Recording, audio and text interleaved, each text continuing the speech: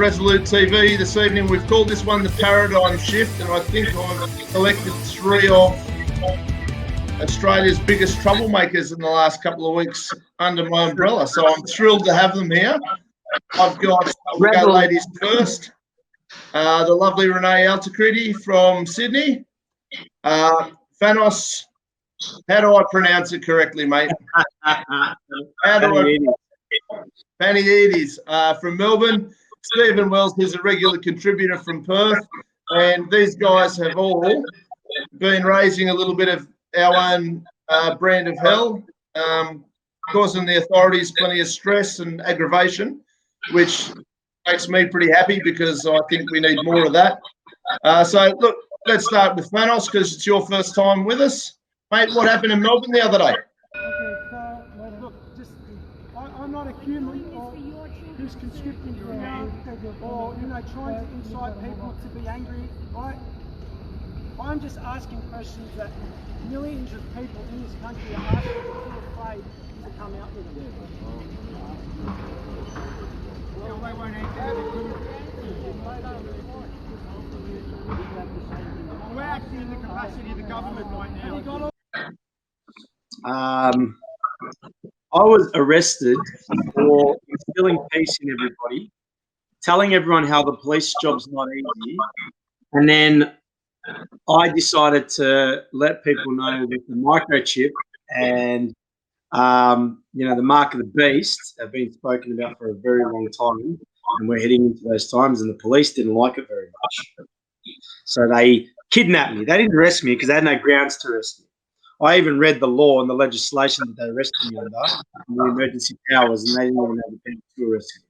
They didn't give me any warning. They didn't say to me that if I didn't leave, they were going to issue me with a fine. They just gave me kidnapping. Silence. They wanted to silence you. Yeah, they sure did. I thought it was quite comical. It reminded me of, I watched Life of Brian again the other night, and the scene where all the Romans stamp into the room to look around it. It was very, very similar to the way the police sort of grabbed you. It was sort of a chunk, chunk, chunk, chunk, chunk, chunk, chunk, chunk. And they all just sort of came in like a legion and carried you off. And it just sort of reminded me out of that scene from Life of Brian there when they came in. It was quite bizarre. There was 15 of them. 6 kept everyone back, and about 8 or 9 of them grabbed me. Well, social distancing obviously in full effect, mate. Yeah, I know. Like, in the interest of public safety, I had to make sure I wasn't social distancing by making sure 9 of them broke social distancing to come and grab me. The hypocrisy is unbelievable. And Renee, you experienced something very similar. You and I have also spoken about that this week, but you experienced very similar in Sydney. But your son was also involved, so that was the big kicker there. Yeah, definitely. And look, it's something.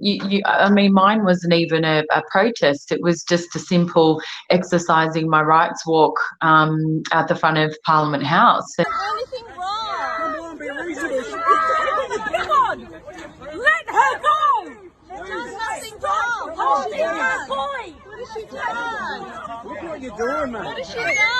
What has she done? Calm down. Calm down. You are not.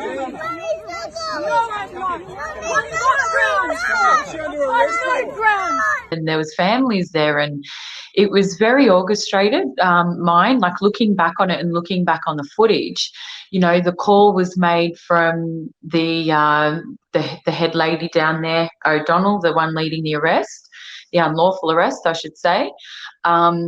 And yeah, you could just see it was pretty tactical. I don't think the police were walking home that day without a fine, and an infringement. So all of that for a $1,000 infringement that's got no legs to stand on anyway is a little bit crazy. So yeah, but I think it's definitely 2 types of people that are targeted, and I believe it's the vulnerable, and I was vulnerable because I had my son with me, or the people with a voice. And I believe I was probably one with a little bit of a voice on that day, the way I might have been talking with the police, and I can say that the same for you too, Fanos. People with voice, silence them, muzzle them, do what you can. Yeah. And Stephen, you attended a protest in Perth, yeah?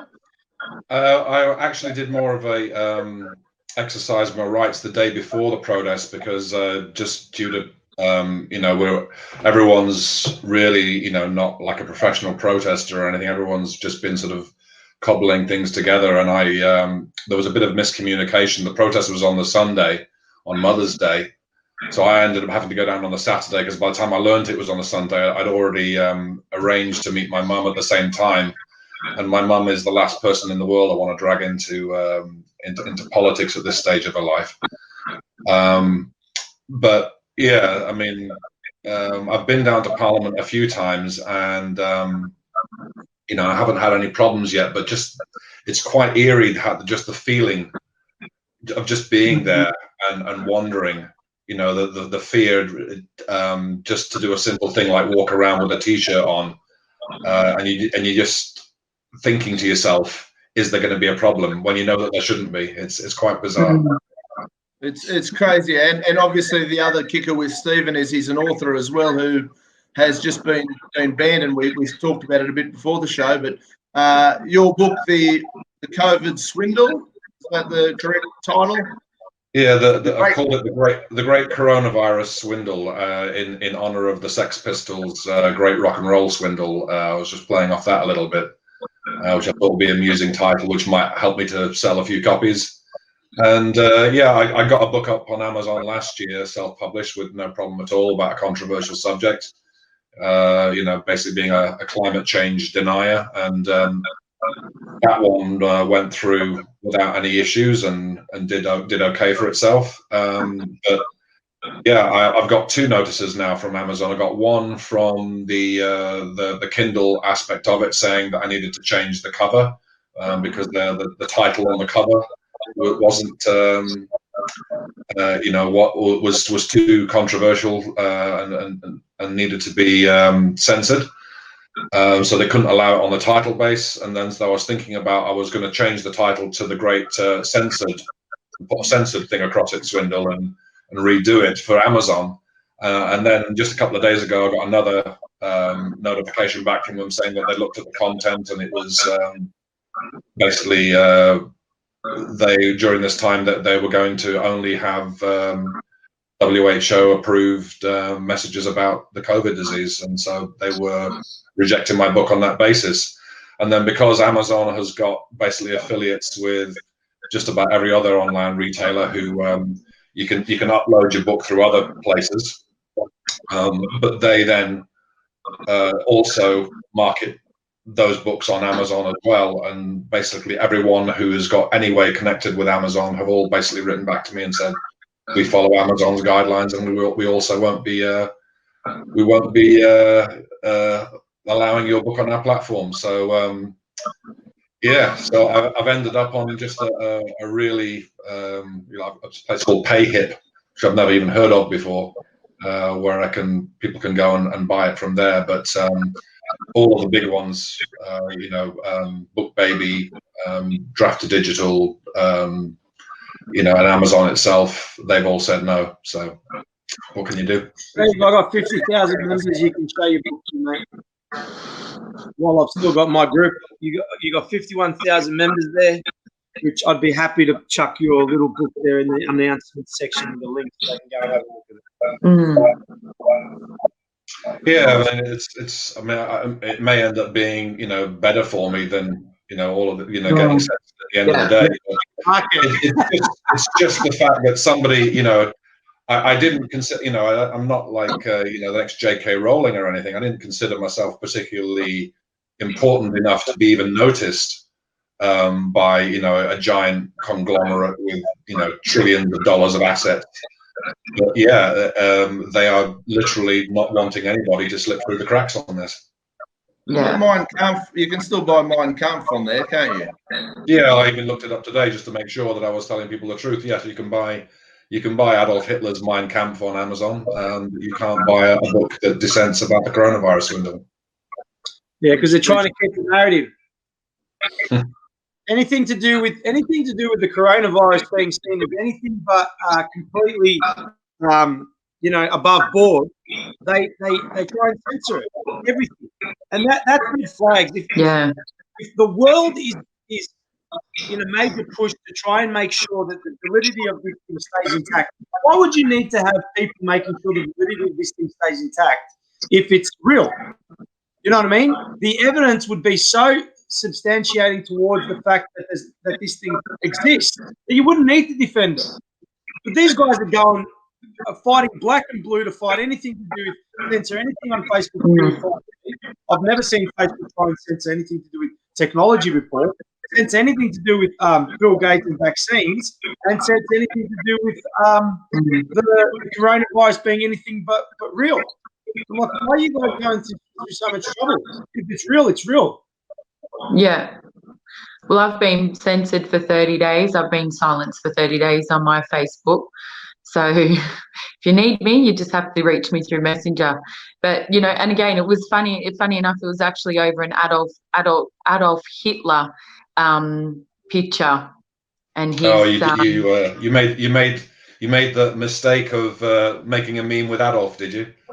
Yeah. I'm new to this. Right, I've got no idea. I've learnt my lesson, but I don't think that's going to censor me. Good. And I can tell you, Resolute TV won't be doing anything to censor anybody at any time soon. Even the ones I disagree with, I'm more than happy to sort of try and work with and support. If you can't have an open dialogue, you're in the wrong game. And I guess this all flows on, and I'm not really a conspiracy theorist, but there's Renee and I discussed Bitcoins earlier, and now the police their cyber squad have been arresting people who are found with unapproved Bitcoins. And there was an article in the paper today talking about what does that even mean?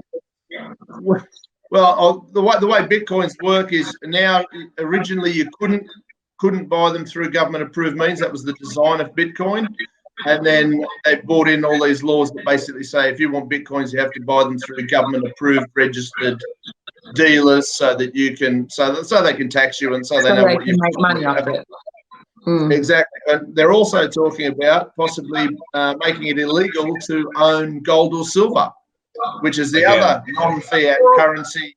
So you've got the really modern one, the traditional one, and the one that they're running and owning is failing miserably and sending everyone broke. So have you guys got any thoughts on that? Has that popped in any of your heads yet, or not really? Look, I was actually talking about it with someone yesterday. Look, let's just buy up gold and silver because we're going to need something to trade with. So thanks for bringing that to light. It's going to have to get our backsides onto it a little bit quicker, I think. There was one other one I think that's worth buying. It's not gold or silver, it's something else. I have to follow it up with the person anyway. That could be quite valuable. So when I find that out, I'll let you know. Toilet paper. Yeah, for sure. Yeah. Well, on Resolute each week, Fanos, I'm sure you haven't noticed it yet, but I've been doing a Bitcoin for idiots because I don't really know much about Bitcoin. But we've actually got a Bitcoin expert who comes on and does a 10-minute segment each week just doing an idiot's guide on how it all works. So I've been learning about it, and it's sort of, in theory, it was designed so that people could get off the fiat government-owned money. And they've already started bastardising it and making it illegal to have it. And if they, with the gold and silver buy-up, from my understanding, is they will declare it illegal. And I shared the article on my Facebook earlier today. They will make it or try to make it illegal, in which case everybody who has it will be required to, as they did with the guns, go and hand it in, and they'll give you said value of fiat bullshit money that doesn't actually have any value so that you can not be a criminal. I think there's an echo somewhere. Someone's got their mic up too loud. Someone's got the speaker up too loud. You can hear an echo coming through. How's that? Try that. Yeah, I think that's better. I think there was an echo coming through. Yeah, I'll try it. Hopefully it'll work out. But yeah, so look, that's the solution is we have to try and fight that. We have to really try and fight that, or we move to another country. Funnily enough, I made a little bit of I did an interview with a bloke who's actually just created his own country between Serbia and Croatia. He's in the middle of setting up. They've got 600,000 citizens. They've only got 7 square kilometres, but they've got 600,000 citizens. So check that out as well. Interesting stuff. But yeah, so look, the government's obviously in a business where they're controlling our monetary system, and anything that we do outside of anything we do outside of their approved currency is going to make us criminals. And I do these things with a double edge. One, I want to learn. 2, I love connecting people who are very similar and like-minded. To get around everything that they're doing, we're going to need to sort of put together a bit of a plan, a bit of unity, create something. Fanos has done a great job with his Facebook page and things so far.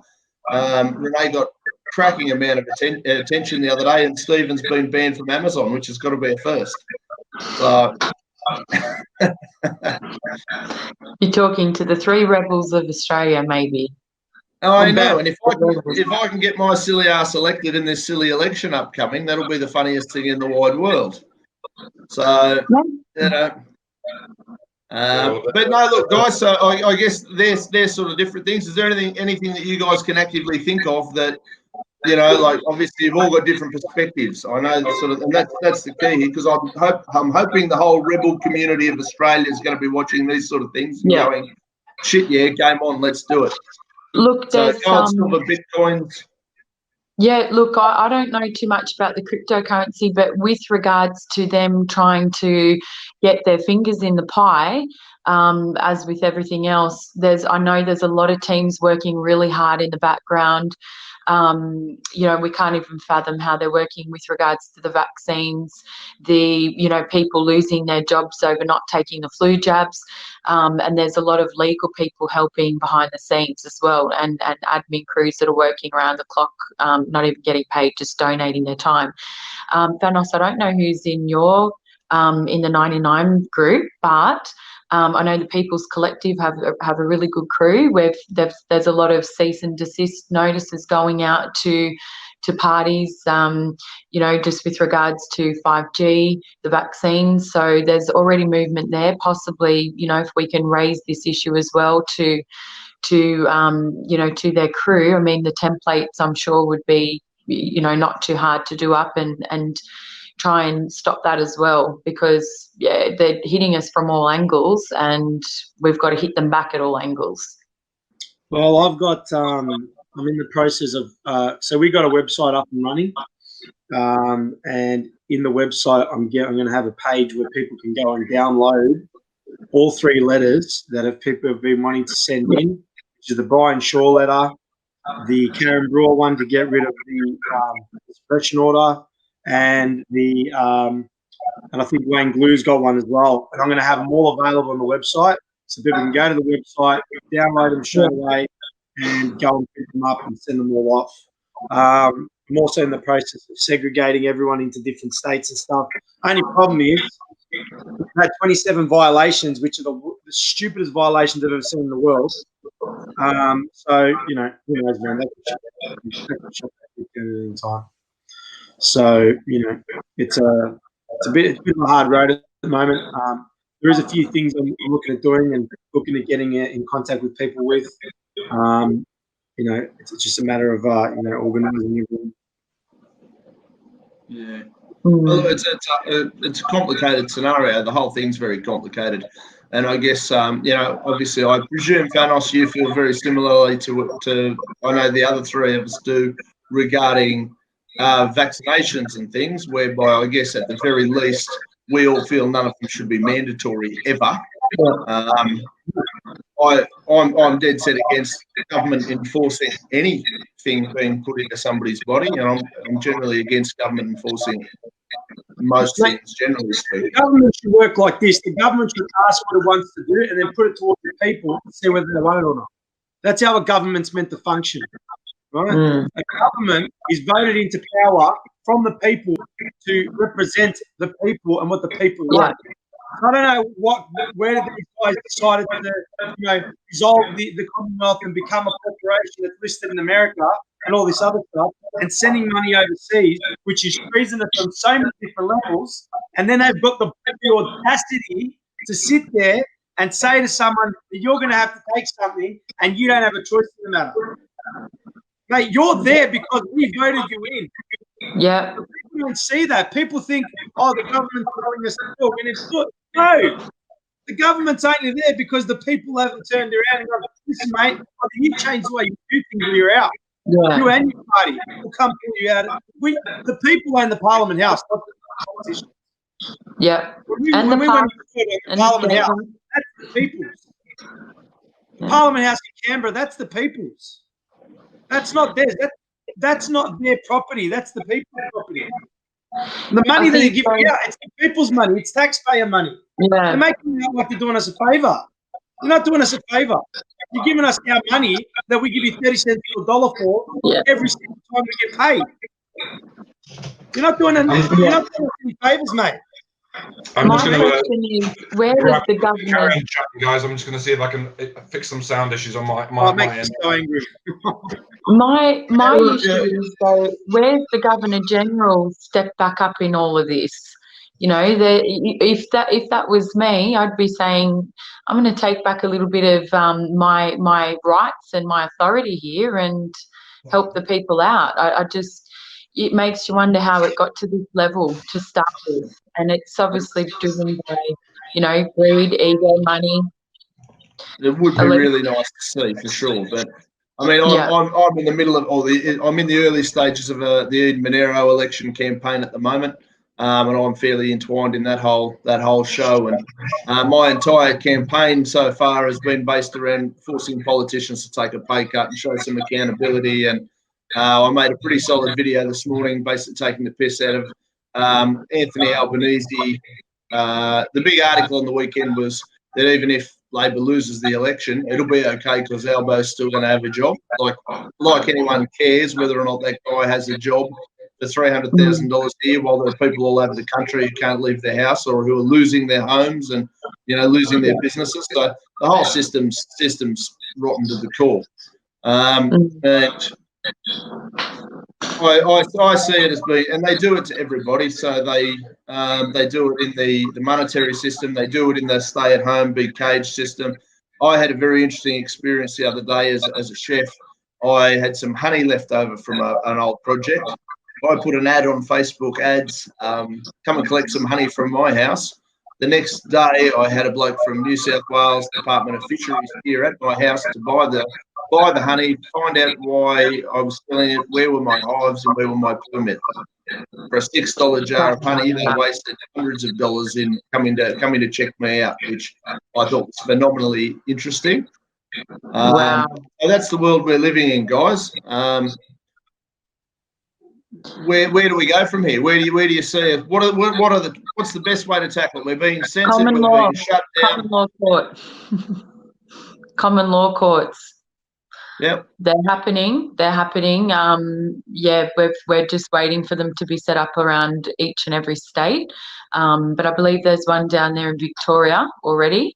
I don't know of any trials as of yet that have happened in that common law court, but they're in the process right now, and they're being set up in every state. So I think that's the only justice, because you've got to look at all the court systems. If we all go through them, they're all part of the elites, and you don't get justice. And the people who are doing the wrong are protected. So I think common law court's definitely a place where we have to go. And then, you know, we have to be diligent with the notices going out. You give them a certain amount of days. I'm not too sure how the legal side of things works, but they all need to be accountable for. You know, there's treason, you know, on every single level, at every single level. You know, this is our land. We're the sovereignties of this land. And to even have police come on my own property because I've got a visitor now in my driveway, you know, I've been for 2 walks down at the local park, and the police, you know, I'm in this back area where no one goes, and the police drive by in this secluded area. Like, what's going on? You know, I'm a nobody. I'm just a mother who got unlawfully arrested. Like, where are the resources? Go catch the real criminals, or look at yourselves and question your own moral, you know. But I definitely think common law courts have to quickly come into motion here, so there's true justice served, and they can get put on notice. Well, it's a fair argument that they're things we all need to be looking at. What about yourself, Stephen? Any thoughts? I mean, I know you've got a million thoughts. That's why you guys are on the panel, and I'm not here to tell you guys what to think. You guys are here so we can all work together. That's why I've named the episode "The Paradigm Shift." I think these are key people that are going to be involved in this. What do you reckon, mate? Well, the main thing I think is that people just need to stop looking for the Messiah, and they need to realize that that their small efforts, they're more important than ever. And I don't really have at this particular point in time this is the strategy, other than telling everybody that they are the strategy, that each individual needs to basically stop waiting for somebody else to fix it for them and start doing whatever they can, however small that is. So if it's a simple matter like me and the wife did of sending off the letters to every single MP that you can think of, and the Queen and the Pope and everybody, it doesn't matter, just do something. So we sent off our letters of non-consent about a week ago. And I've started meeting some guys, outside of the internet, just to chat and start a community myself, and be a part of something outside of the internet. People just need to get off their backsides and realize, as uncomfortable as it is, and as much as nobody really wants to be doing this stuff, all we want to be doing is just getting on with our lives and not having to be dealing with this stuff. But unfortunately, we're in a position where that's not possible anymore. And we need to take that sense of, oh God, I really don't want to do this, to a level of, the bastards are making me do this. Therefore, if I'm going to get off my arse, I'm gonna hit it as hard as I can, so that these bastards leave me alone in future. So yeah, whether it's turning up to a protest, sticking on a T-shirt saying "I don't consent," or freedom isn't conditional, and walking down the shops with it. I don't care what people do, as long as they do something. And whichever strategy ends up proving to be the one that works, well, I'm ready to switch strategies in an instant and jump on the bandwagon of anybody who does anything that's remotely successful. Yeah. What about yourself, Fanos? You've been making some solid inroads down there in Melbourne. I understand you had a little bit of modest fame before this, so you had a bit of a profile before all this shit kicked off. Is that sort of correct? I'm an ex-washed up reality TV personality. I wouldn't even say it's fame. I was on 17 episodes of a show called Fair enough. I don't watch reality TV, mate. So somebody said, "Oh, he was on TV," and I went, "Oh, I don't know. I've got no idea." Everyone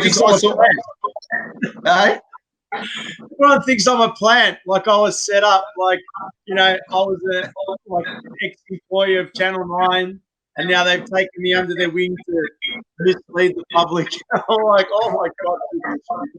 Like, I'd get arrested halfway through reading Revelations and get dragged away and put it on a psychological operation or something. But wouldn't you agree, though, Fanos, it's really hard to trust people now you've stepped into this movement?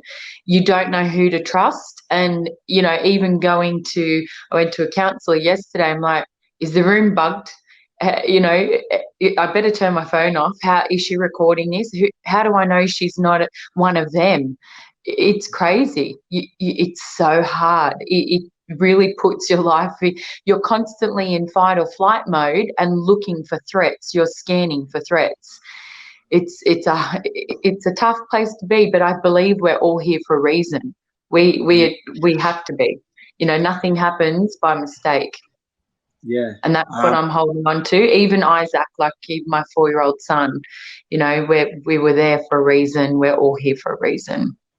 Yeah. Well, look, at the end of the day, you just have to trust and have faith that you're going to be safe, and don't think about all the things that can hurt you, because, you'll attract that type of stuff. And I believe I'm always safe. And I believe that if anyone was on the way to hurt me, they'd have a car accident and they'd die. So, do you know what I mean? I had to have a talk with my mother and family the other day and said, listen, if I ever happen to suicide, it won't be me. Right? That's just not going to happen, you know. Like, it's just Someone told me I should get a bodyguard, so I don't know. You know, I think we're all fighting on the side of right here. So I don't think you'll need a bodyguard. I think good quality people are starting to stand up. You guys are a great example of that, and I think this is.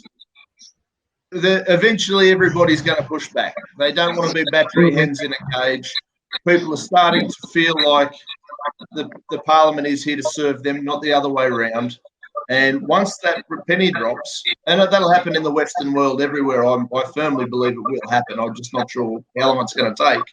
When it does kick in for everybody, these poor politicians are going to shit bricks. And it's going to be fun to watch. I'm going to enjoy every minute of it. And it's things like this, people like you guys that make the difference in this sort of realm. So it's important that we keep fighting and supporting each other and working together. Has anybody got anything else you want to add to this sort of little program? I was aiming for about 30, 40 minutes, so we're getting close.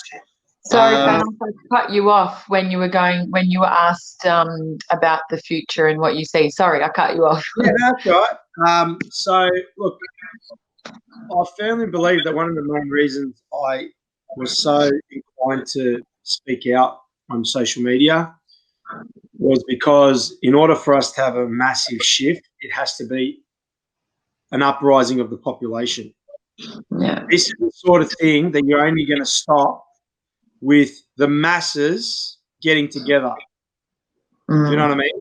Like, you need to have 500,000 people rock up to the Parliament House and kick the frigging door in, pull the person out and say, you, my friend, are under arrest. And any policeman that comes to grab us, you're under arrest as well. As a we're going to citizen arrest every single one of you.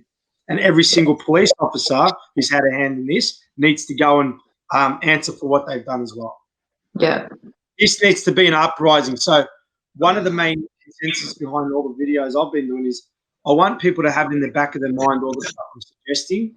So when these measures do tighten up and things do start to happen, that little crazy dude from America that was saying all this stuff 2 or 3 months ago, it's starting to become a reality, the penny's going to drop.